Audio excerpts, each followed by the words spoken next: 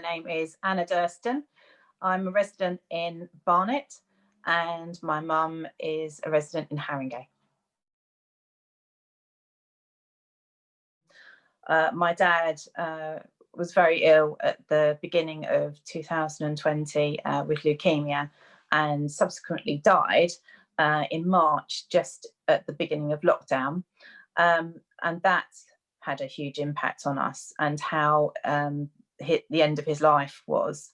My mum was very ill and it was awful for her to not be with my dad and not to be able to be with the rest of her family while she was grieving.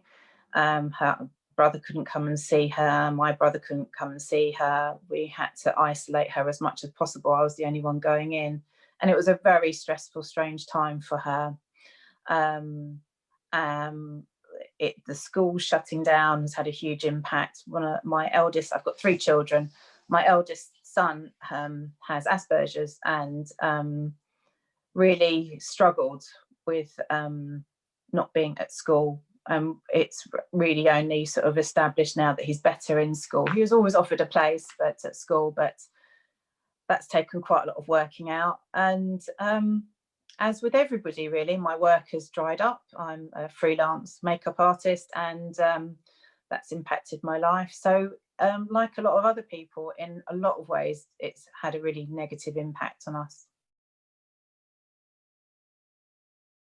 The hope that the vaccine gives us is it's everything, really. I'm sure that the virus is going to mutate again and again and again. Viruses are strong, they're clever. And really the vaccine is the only way that we can get back to some sort of normal life for ourselves. It will always be a bit strange, but to get back to something that we had before is the vaccine is the only way, really. My mum's experience with the vaccine is it's given her a little bit of life. My mum got the vaccine, the first dose on the 19th of December.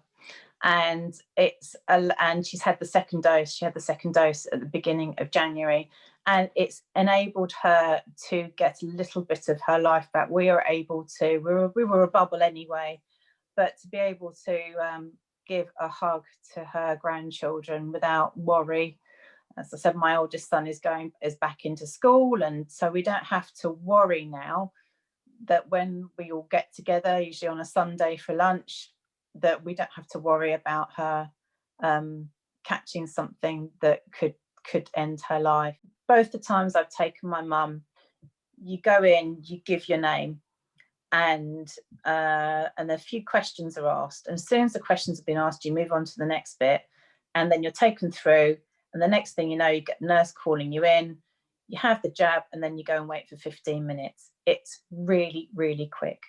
And you have to just wait the 15 minutes just to make sure there's no adverse reactions. But it's really, half an hour. It was quite emotional for me, my mum having the vaccine. It had been such an awful year for my mum.